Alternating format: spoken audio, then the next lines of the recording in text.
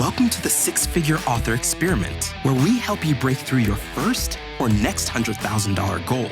Parental discretion is advised. Now, let's get on with the show. Okay, so I want to talk about I've been saying all year that I will not know how this year is going until the end of June when all of this stuff. So to give you a kind of overview, overall for all of my companies last year, I made 400 grand. Just easily the biggest that I've made of any time. It was great. And then in January, my biggest client, who usually was somewhere between 40 and 50 grand a year, decided not to renew their contract this year.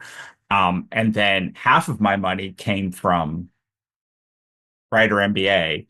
And so in that time, I've lost, and then a significant portion, how Wannabe Press income is calculated is if I pay out a debit for the conference or something, and then I get repaid, then I count it as revenue and then expenses. And so I'm talking about revenue. And so I would also get money as repayment from Writer MBA, which was about another 50 grand or so, which means in the past 6 months, I have gone from a $400,000 company to a $100,000 company, which is roughly where I was before. Before Writer MBA, I'd never made more than $135,000 in a year.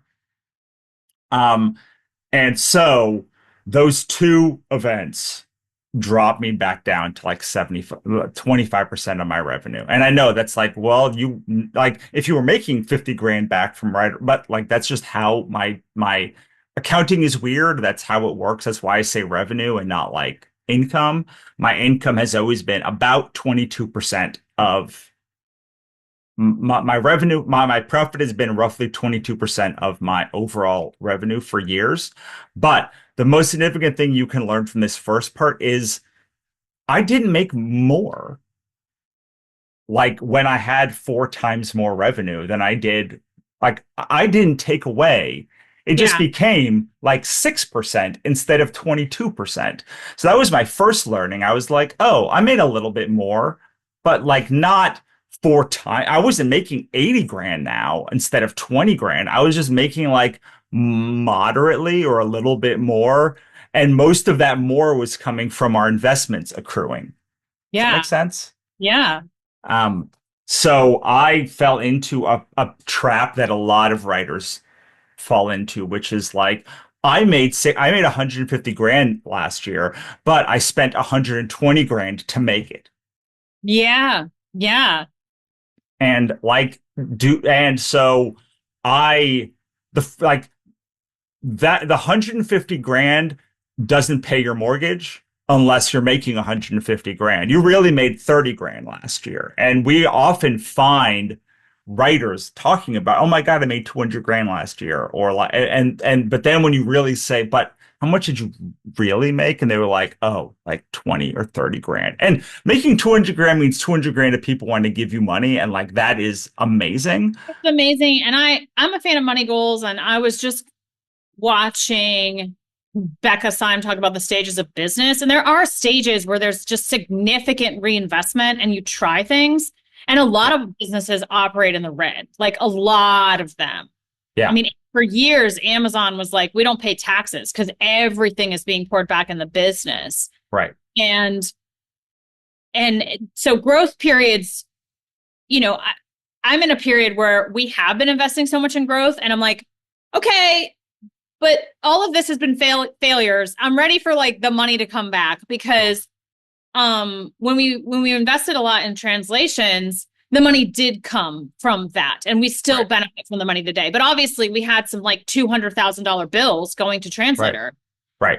And but it paid off. So that's good.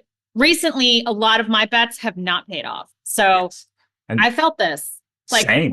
Money. Give me the money. No. The point of this is the money for me. Right. Same. And so I think one of the hardest things to understand is usually people that are in a high growth moment aren't making very much money. because they're probably dropping the price of their books to Yeah. like get the most amount of readers in, Yeah. or then they're investing a lot in ads. So now they're going from a 4.99 book to like a 99-cent book, and they're spending probably more on ads to make not even as much as they had, or like a little, or like maybe a little bit more. So the number one thing you can do to grow is reduce friction. And the reduction of friction is most easily felt by reducing the money that something costs to negligible or free. And so, like most people that are in high growth are like giving away a lot of free stuff. They're giving away way more than they would normally because they like want the most amount of people to come into their business. And so we always look at people who are like, wow, you hit #1 on Amazon, or like you, and it's like the book I made the least on was the one that hit the USA Today bestseller list still to this day. And Yeah, like, I get that. yeah, it's that's not uncommon for the first list run. By like the fifth list run, usually that's not the case. But like most people that are in high growth, at least their first high growth moment, are experiencing a painful amount of money that is leaving their account. And this goes all the way to startups. The reason why startups were able to like grow so fast from 2012 to 2023 was because of something called ZIRP, which is zero interest rate percent financing. So like basically they could take money out at 0%. So they just did it, and they were like, well, that's 0%. If my company grows, then it'll be worth more. Like investors or like business people, they don't actually get a salary. They take loans out against the amount of money that their stock is worth, which is why they don't pay any money. So like they don't get taxed. Yeah, because of the Right. way. I just want to point out how the emperor has no clothes, and you never know like how the duck looks calm on the water, but the feet are paddling. Like billion-dollar valuated companies, it's like that's a made up number, guys. Right. And like you said, I think it's okay if you're in a launch and it's really important to you and you're underwater, you're in the red. We're not judging that. It's just if you're on the outside looking in and you're like, well, she's hitting #1, and that might be the launch that she makes no money on, whereas her quieter launches are pure profit because she doesn't run ads and just uses her list. And you're hoping that those big moments of really trying to get massive more people in the top of funnel with a really big launch, they can lead to more audience, but the profit comes from them buying your other books that no one sees in the top 100, but those are the most profitable books, and that's okay. That's okay. Right. But we're judging ourselves, and I don't think we need to be judging ourselves. Anyway, go on. Yeah, and I think that like most of the most successful authors and just business owners that I know are like running businesses that you have never hear about. Like I have clients all the time when I look up their books, I'm like, oh, wow, this has 10,000 reviews. Like I've never heard of this book or this series or like whatever. And they're just like quietly doing this thing. And like they already, maybe they had their growth moment 10 years ago and they're at the place that they are. And like, that's amazing. But like, yeah, we tend to look at these moments of like, oh, I want to be that person. Yeah. And by the time you get to your fifth like USA Today run or something like that, maybe even your third, and you can like do a USA Today run on a full priced book, like we no longer like those people are actually like making money on those launches because they've already invested so much into the series or into the revenue that like they don't need to drop their price to 99 cents or like whatever other stuff they have to do. Yeah. And it's a groundswell of 10 years work to build the audience that will all go out and buy it in that week where you hit the list or whatever, the first couple of weeks. And nobody sees the 10 years of work. Nobody sees the way you ran your influencer team. No one sees how many times you send a newsletter and how dedicated you were for decades building that newsletter. Like people don't see that. And anyway, it's it's a perfect example of this because I get emails all the time from comic book writers who I came up with. And they're like, we're barely at our goal. We haven't reached our Kickstarter goal. Kickstarter is a big thing in comics. If you don't know, like it's like the revenue generating thing in comics is Kickstarter, as Yeah. opposed to it being like an add-on or like a accelerator for books. It like really is like the core business is in Kickstarter. And so they're emailing me saying my book's not going to fund. Yeah. And I'm like, but we came in together. Yeah. What do you mean your book's not going to fund? I've watched this. Like, there's no way that you shouldn't have 5,000-10,000 people on your email list at least. Like be able to, and it's not like they're making $100,000. Like they're looking to raise like $5,000, and they're barely able to like get there, or they're like, and I'm like, I don't, I'm not above groveling. I've done it before, but I do very, very little. Like I think it's like the absolute last resort. And I get emails from people every 3 to 6 months with the same message. And I'm like, what is the difference? And the difference that I see from talking to them is like my day one, I started building an email list. I start like building like connections. I started doing collaborations, started looking for ways to grow, and they always put it off. And they put it off now still. They still aren't doing that. Or I used to do like builders for people, and I would send them like their list of 3,000, 5,000, 10,000 emails. And then because I was on it, I would see how many people emailed, and it was zero. It was like, or like one person, or like maybe two people, and like out of 30 would like send any emails. Advice if you're listening. If you're new, set up your email. I use MailerLite. Set up your newsletter. I did it early on in my career. Is the best thing I ever did. I have a free like how to talk to your newsletter guide. It's called the one-page bookmarking guide, and it's called that to sound clickbaity. It's all about your newsletter. And then I'm running my book marketing boot camp again in July, and I'll probably run it again in January. So look for the book marketing boot camp in the Millionaire Author Mastermind, etc. But we talk about building out this system because emails are a system that will pay you forever. So back to you, Russ. Well, and I think that the thing that people don't understand about newsletters is that, like, to go back to the money systems that we were talking about, like newsletters, if you think about them as like, oh, I'm going to make money now. Mm-hmm. Or like this newsletter is going to provide money for me now. Something like that. They're like, well, I could just do a TikTok or like whatever and make the same amount of money from a TikTok store. The difference is every email you send then can be added to automation sequences, or like you can use them continuously. Whereas like a TikTok is only as good as the next 6 hours or 2 weeks or like whatever that amount of time is depending on what it is. Whereas like, yes, if you're sending an email and like, well, I'm judging this like a TikTok, then you're not building leverage. But like, if you are thinking, oh, well, every email I sent during a Kickstarter campaign can then be put into an automation sequence that can be, I haven't touched for like years now since I ended that series. All of this stuff becomes easier. And I don't think necessarily it's the newsletter thing that is essential. I think it is essential to have a discovery engine, a monetization engine, and then a product and an audience. And like you have those 4 things and like you have a business.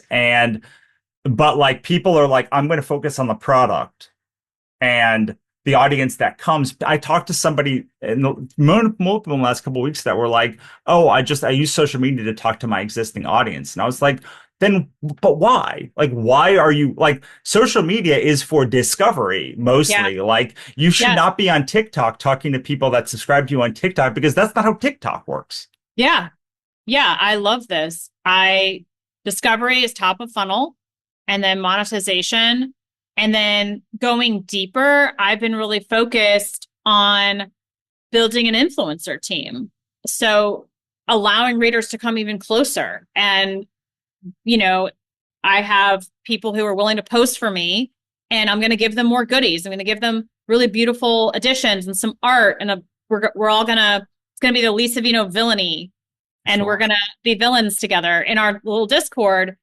And I'm thinking this is going to be part of my funnel. And I've been missing this part of my business. And I see really bigger authors like Catherine Cowles doing it really, really well. So I'm like, well, I can add this. But what did I do? I went to my existing newsletter and said, hey, is anyone is anyone a book talker or an Instagrammer? And you love doing bookish content? I'd love you to come closer. I'd love you to come further. If not, fine, stay on this list. I got a freebie for you today. I got a new release on July 24th, etc. But I'm able to build it out because I have a newsletter. And again, yeah, using social media for discovery and then giving people a place to go. And that was the newsletter. And now I have an even deeper place for people to go, which is the Discord. And I have a Facebook group, but Facebook group is dead and I don't like it. So I got Discord, but I can pivot because, I have that newsletter and I can tell people show up on TikTok, show up in Facebook, show up on Discord. And there's just way more chance that people will see that message versus me just putting it up on TikTok and hoping to go viral and hoping to hit my existing audience, which you can't guarantee. That's why my Facebook group is dead. They won't show my posts to my existing audience. But luckily, most of those ladies are on my newsletter or were at one point and can be so again. So yeah, absolutely. And I think what happens is so often we're like, what is the goal? Is the goal to have a business? Is the goal to have a TikTok that goes viral today? And like most of the content that is out there is about having a TikTok that goes viral today. So like people are like, oh, this is the thing that's important. But like those people have like built the systems behind those things to make them work. And it's not that like we have an author stack TikTok. My assistant is like, whenever she doesn't have any work to do, I'm like, just like work on one of the social media things. I don't really care. Like, it's just a thing that like you can do, test, figure out what works well for my existing content and do that. But I think it's brilliant. I think that's great because you are a forest. And so if an influencer teams and ambassador marketing is like one of your keys to victory. So like but for like other ecosystems that might not be your best path to victory, like maybe doing content marketing isn't your best key to victory if you are a desert, because you'll have to change your content so much over time that like relying on content marketing just to like change your brand every 6 months with whatever series you're writing is like not a good idea. Or like maybe content marketing is not great if you're a Tundra because you're so focused on these like little bursts of energy, and content marketing is like little drips of stuff. So it really depends on like what your important thing. But there's no doubt that while I was watching Monica work, I was watching all of these little spiders that you put out like 10 years ago continue to bring in like little things back over time, and allowed her to be much chiller than maybe someone in the position we were in like should have been, which was like, I mean, I in December I thought I would have to liquidate at least $50,000 of like my investments to pay for this conference. Okay. Ended up, so I don't remember how openly I've been talking about this on the podcast. I talk about it openly outside the podcast, but like it was bleak. Yeah. And then we had a bunch of systems happen. We had Sarah Cannon. We used a partnership that because Sarah Cannon is one of our dear friends to like make this. We knew that Sarah wanted to have an in-person event, and we had this space for her to have this in-person event. So we asked her if she wanted to come, and that brought in revenue. We also used the fact that like we had good relationship with sponsors to like cover a lot of that gap. And we had like some people show up early. So it ended up like we used multiple strategies that we already had existing. Like we had an AI event with Future Fiction Academy, who were already sponsors, who gave us some money for like the room, and like all of these things ended up building up to like, oh, well, I use some aquatic strategies. We use some content marketing grassland strategies. We use these things to close that gap.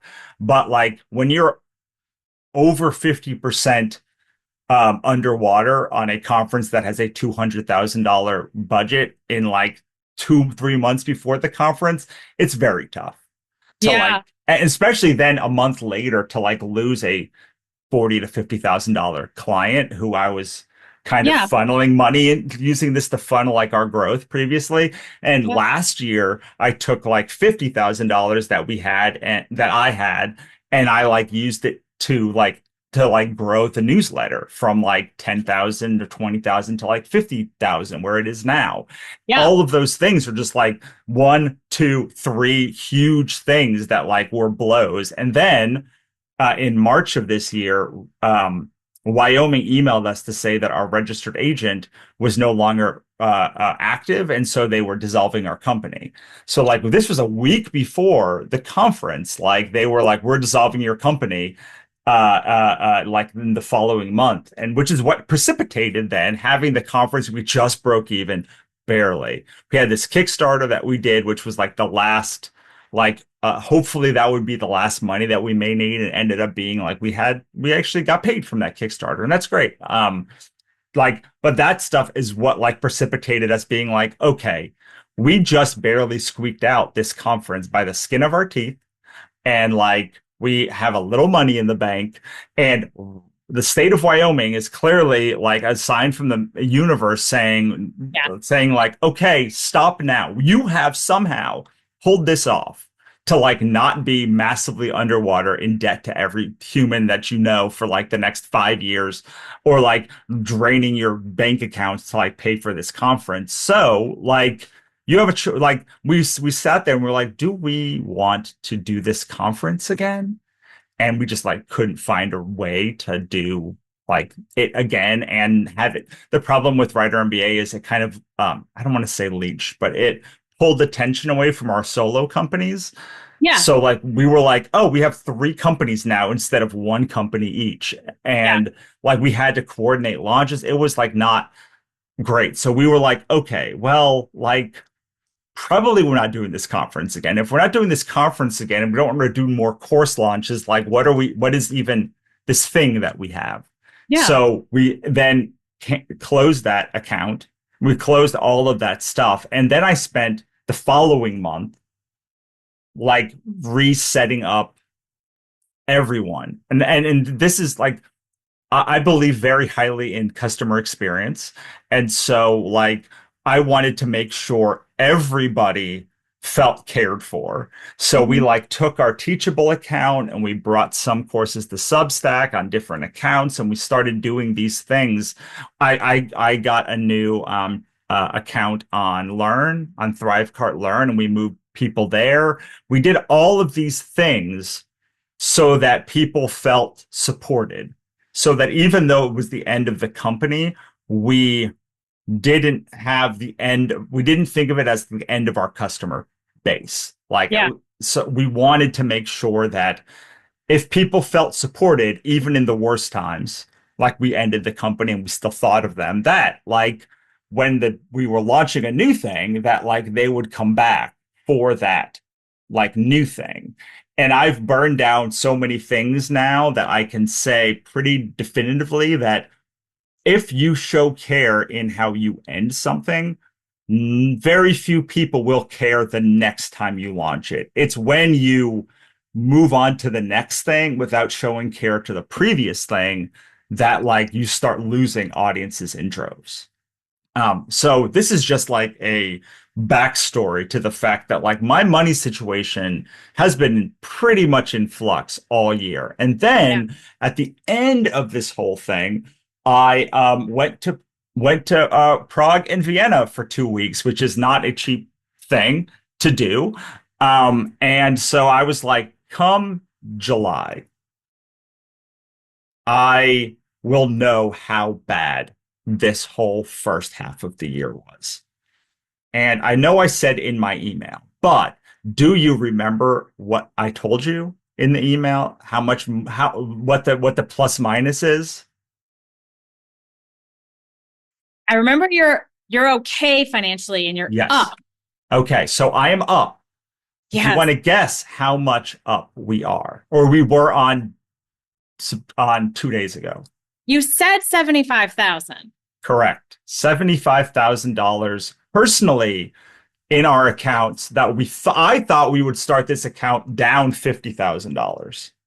And we ended up, and at one point we were neutral with our investments this year, like in March. So it looked really bleak there. But like in the ensuing few months, like we are currently at this moment, assuming we don't like do something to destroy the stock market again, like up a last year, to give you some context, we were up like $128,000 at the end of last year. So like this is on pace to do better than previous year, even though it's been chaos.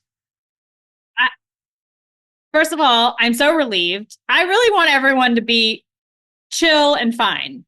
And it sounds like you guys can buy dog food, and I'm so happy. And it sounds like you even are building wealth for the future. And that makes me so happy. So I think that we've talked about making moves in your business and being able to survive them. And you've survived and now even thrived. And that's great. I think that's something to celebrate. And I hope you had a great time in Prague and Vienna because, yeah.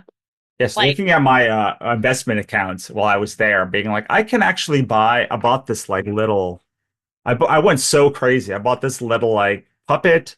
I have so many things. Oh, this is one for you, Lee. You'll love this one. So this is a draft I got at an apothecary. It is Liquid Health.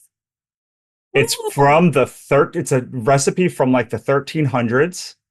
It's still the same as it was today, and you don't have to drink it. You just have to have it around you, and it will provide like liquid happiness. Happiness, not health. Oh, I love that. That is so fun. I love these Gothic touches. Prague is one of my favorite cities. I've only been once. I'd love to go back with my husband and my kids. Yes. And check it out. Yeah, my favorite European city was Rome, Edinburgh, and Prague. And brought my husband to Edinburgh. So it's time to go to the other two places. Amazing. But I'm so glad you are solvent because you live to fight another day. Yes. And that's publishing. Yeah. And Becca Syme was like, only you can take yourself off the board. If you say, oh, my launch failed, therefore I will quit writing forever, that's a you decision. That isn't, right. I mean, because so many of us have published something and it objectively is a failure. And we're like, this was great. You know, I had 3 readers and I got 2 more on my ARC team. And I'm going to move forward because I'm so happy. So it is about happiness and it is about mental health and deciding to continue. So it sounds like you're deciding to continue. Is there anything you're excited about in the future? Oh, I mean, for sure. Before I talk about that, like, I do want to just say, like, this was not always the case, but I have no idea how we were okay. Like, if I did the math, we should be like down a huge number, and we are not down that huge number. So like, I don't, what I know is like people there was like some consulting stuff that came in, and then like there was some some Substack did some, and then like we did a launch and it brought some in, and like, but like because like I do some launches with partnerships, I had to then pay out a bunch of money at a launch. So like there was like money was coming in, money was coming out. Like literally, I felt like in June, like things were a disaster. I was down to the lowest amount I've ever been in my publishing business in my account. So like not ever. Clearly, at one point the account was 0, but like since the pandemic, it has not been below like 20 grand, and like it was like right about to be that way. Then we had the Kickstarter, and obviously that helped. But like the Kickstarter differential that I ended up with, and how much I should have ended up with based on that differential, were like different. And so I think what's really important in all of this, I think, is that like you need to have systems that bring in money reliably, even if you don't necessarily know how that money is coming to you. I feel that way about a lot of retailers. I just am like, oh, $500 this month. Great.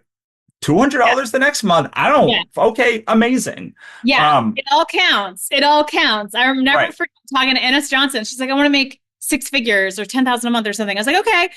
And she said, yeah, I'm right here on Amazon. And I was like, oh, but what about all your other accounts on Draft2Digital? She used Draft2Digital to go wide. She's like, oh, I don't count those. I was like, it all counts, baby. She went and calculated and she's like, oh, I'm over six figures, or I will be six figures in December for the year.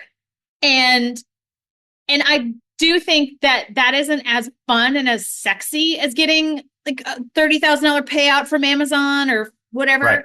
But it all counts. And what you have done successfully is you created assets over the past couple decades or whatever. When you started writing, you created these assets, and they're all going to bring in a little bit. And you also created systems that will continue to pay you with your newsletter, your email list. And you can always use your newsletter to talk about those assets. And you've been in a growth phase to build the newsletter and to bring in more top of funnel.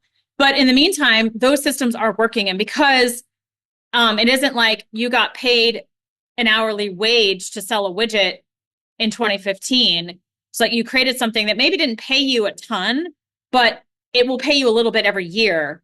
And so just by writing books, we're already moving into a system that allows for passive income. And then you have investments. And the other thing that I do want to mention is when you're able to save and budget and live lean and mean, that is a superpower. My sister has this because she never expected to make a lot of money. And she was able to save so much money that now that she's bringing in more money and she's in a more comfortable place in life, she's maxing out her retirement accounts. And I was like, you're going to be fine. You're going to build wealth. And it's because you have this habit. And not only that, but you're going to build wealth so much faster because she needs a lot less to live on. Now, I don't want her to live on a bare bones budget. I don't want her to be put in that position, but she could do it. And knowing she can do it actually reduces her stress. And my husband and I, we do spend quite a bit, but we know we can eat beans and rice. We know we can figure out ways, shop at Goodwill. Like there are thrifty habits that we have that we can cut our expenses down. And we talk about this a lot because there's a lot of uncertainty in the world right now. So we're literally like, okay, if there's an apocalypse, what do we do? If there's, a hurricane, okay, we have water saved. That will also be good for the apocalypse. And we've built some of this in, and just knowing that we can pivot and very quickly spend nothing is another part of this. So I have systems that pay me. I am making products that will pay me for the rest of my life and pay my children. And I can save the money, and I'm comfortable having the money, and I'm comfortable not spending money. Right. And find is what. And you also, to talk about the thing that you asked about, like the thing that I'm excited about, like I have spent the last 5 years working with Monica and other authors at some point. And like the thing that I feel is missing is the ability, like people seem to either think that they can invest in their happiness or invest in their business. And like these are two separate things. So I have a program coming out in a couple of weeks called Hapitalist, which is a membership. It's a revolving year-long membership. I specifically wanted to keep it at a price that you could continue with it every year in perpetuity, like without it eating away at your thought process to do so. So it's a $300 a year.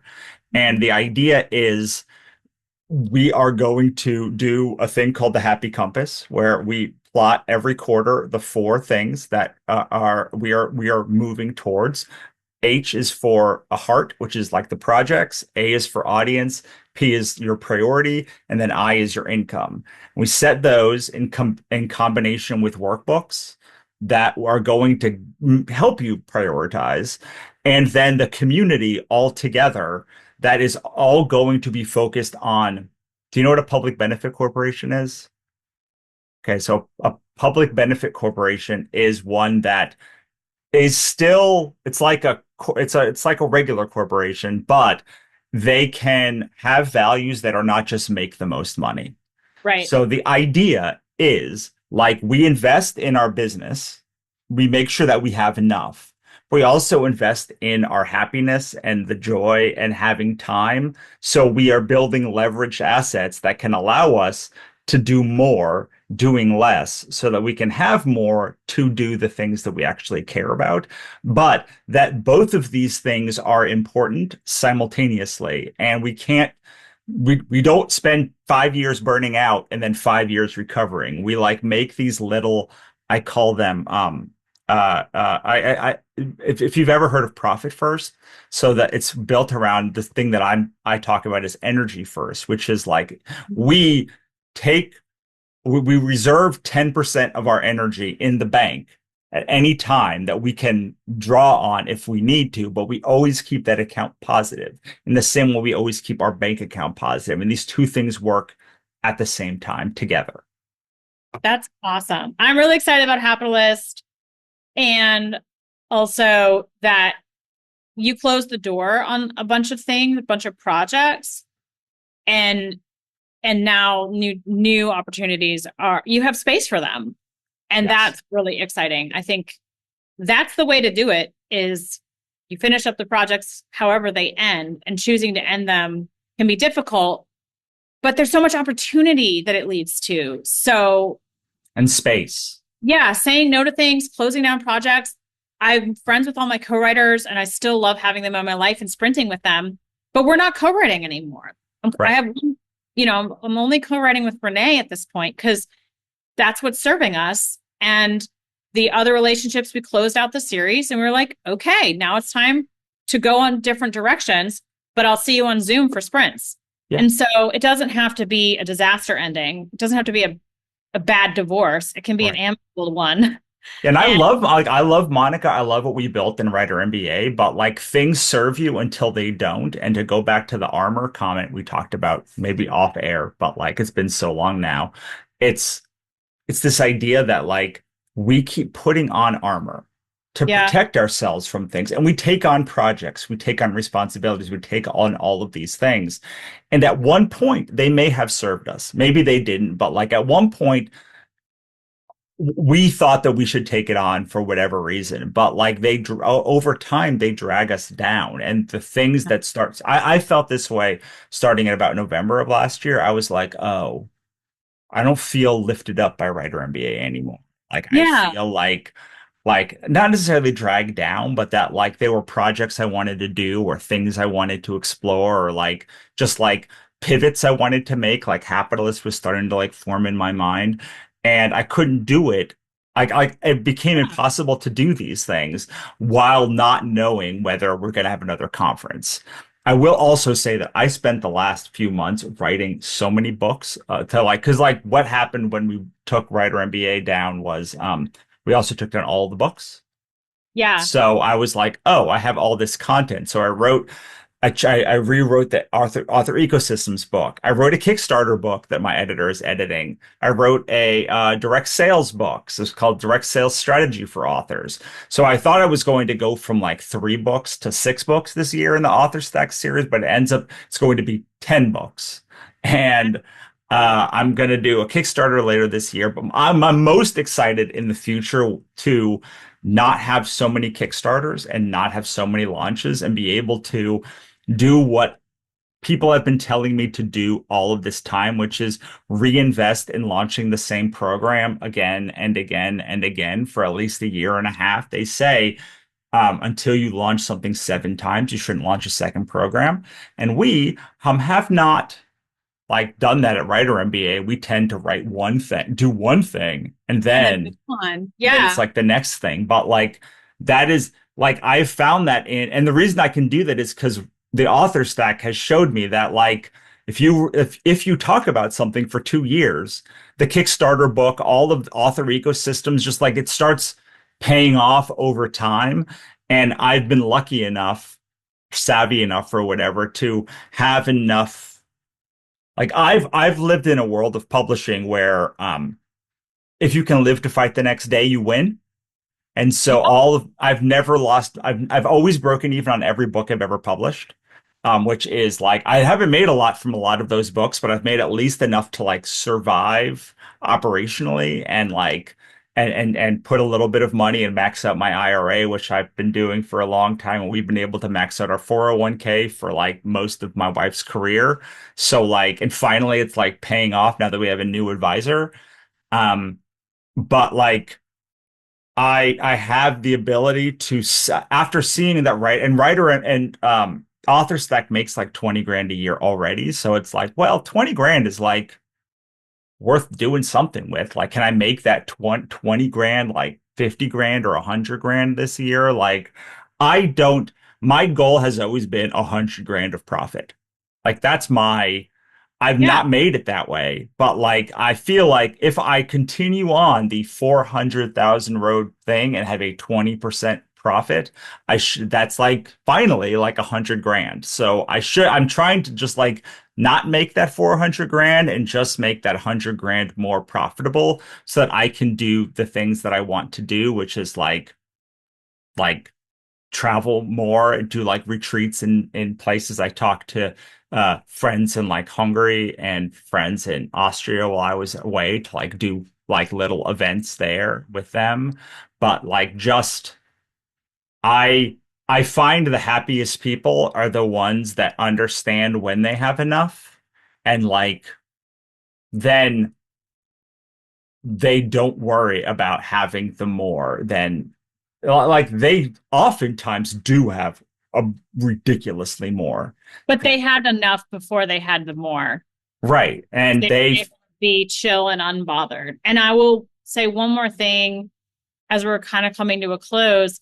Your ability to hold the space for your emotion, even the negative ones, probably allowed you to go through such disappointment and the grief and the anger and the stages of shutting a business down, that the sad feelings, the right. nasty feelings. But you were like, I'm not going to run from that. I'm going to shut this down and it'll suck and I'll feel it for 5 minutes and then I'm going to go to Prague. And now there's a clear runway, so much you could be doing, but you're not dragging the emotions you avoided as a burden. Right. Yeah, and that is one of the things that I always tell people about Kickstarter, right? It's like have the book done before you launch the campaign so that you don't have to go back and like be dragging it along for like a year or 2 years or all of this time. Like, yes, you can launch a campaign or launch a thing before it's ready, but like then you will have to continue to think about it once it's not done and it will over time like it will just eat. I've seen so many of my friends like 5 years from a Kickstarter and they like haven't delivered everything and it's like you really for me I have to like flush it out. I'm willing to do the hard thing but I have to be done when the hard thing is done, like setting a I set like 6 month, 2 year, whatever that threshold is. And it's like, okay, I'm willing to do this thing for X amount of time. And then it has to be over or I continue on. Yeah. But I do want to, since we've been covered Capitalist, I do want to also talk about your new thing that you're doing, or not new thing, but the boot Yeah. camps that you're doing. I've run the boot camp a couple times, twice officially, but I ran it for my friends a couple times to see if I wanted to do it for the public. So if you're an author and you have a couple of books out and you're pretty confident with the publishing process and also you have a mailing list, ideally, then you're welcome to come join the boot camp. A new author joined and realized it wasn't for her because she wasn't really willing to be thrown into the deep end. And for me, I'm like, oh, people are already familiar with these concepts, right? But no. So if you're a new author, I might have an offering for you later. But if you are established and you just want to be marketing your books more and you want to talk about what's working in the market today, but also create those systems that will pay you over time, you're welcome to join the Book Marketing Bootcamp. I'm running it July 21st to July 25th to 2025. And I'm going to run it again in January. And every time I run it, if you joined, you're in. You get access to all future boot camps. So you're welcome to join in July. You're welcome to join in the future. But then you're able to come to every single boot camp. You don't have to re-sign up every time. So we have some cool speakers coming. We have Theodore Taylor going to talk to us about crafting seven-figure fiction. We have Kit Strange going to talk about the emotional journey using the example of Taylor Swift and her concert experience, which I think is really interesting. That's going to be next week. So you can join now if you want to catch that. Otherwise, it'll be recorded. And then Nick Eriks is going to talk about evergreen Facebook ads. So you can show up live to those talks and ask questions, or you can just get the recording. And all of it is recorded. And now there's a June boot camp in there. We'll record the July boot camp. And then in January, you can go back to all those videos if you want, and it'll just continue to build. And I think that I will launch it 7 times and see how it goes, Russell. Amazing. I love it. Fun. So I think you should join both programs if you're listening. They're both great. Join Capitalist. I have my How to Thrive as a Writer in a Capitalist Dystopia book right here, like my writer safety blanket. And then I will get the link to the boot camp for Adriel to put into our show notes. Amazing. And I think I will leave with just one thing, which is I used to teach how to take a punch and get knocked down, and how to get up after getting knocked down. And I think that as I've evolved as a writer, the one thing that I've learned is it's better to learn how to not get knocked down in the first place. Okay. Like, you will get punched still, but like if you can just stay up, or have it a glancing blow instead of like hit direct, like the things that you will still get knocked like back. But if you cannot get knocked down and you can just keep going, then like you don't have to expend all of the energy from getting up off the floor. And so as you're going about like, and part of that comes from like this is all like the mental thing. It's not that the punch doesn't hurt. It's that like you have built the resilience to not get knocked down from it, either because you've seen it 100 times, because you've studied and when they throw a punch, like you can like either like deflect part of it, or like you can like put somewhere that like gives you better balance.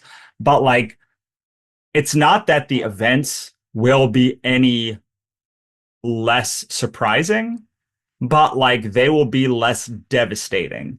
Which are like, I was surprised when I lost my camera. It was a very surprising event in my life, but like it wasn't devastating to me. I still was able to internalize it, do a little bit of deep breathing, and then like enjoy Bratislava and just say, well, these two humans are like dope. Like I could either break down this whole day and force us to go back on my mom's one day in my grandmother's home country, or I could just like try and have the best thing. And I learned something really recently that was that I think is relevant here, which is, did you know that if you go into a movie expecting to enjoy it, you will? Like if you go into an event expecting to like just with the mindset, I'm going to enjoy this. It will filter for enjoyment. Yeah, right, exactly. I think that rings true. I'd like to read more about that. That's really interesting. And awesome. Do you have any final words before we get out of here? I just thank you for listening, everybody. Thank you for everyone who lets us know that you listen to this podcast. Really is affirming for us, because we're not sure and we want to put something of value out in the world. But thank you for listening and being on this journey. And I hope if you're feeling like a failure, and if you're really going through the trials right now, that you'll reach out and or listen to some of our podcasts and see if they'll help lift you up, because we really want to do that. So thank you. I love it. Okay. And go to sixfigureauthorexperiment.com and like, subscribe, do whatever things you got to do to get the next episode. And bye, Lee. It was great again. Thank you, Russell. See you next time. Till next time. Thanks for listening. For more, head on over to sixfigureauthorexperiment.com for archive access, resources, and more. We'll see you next time.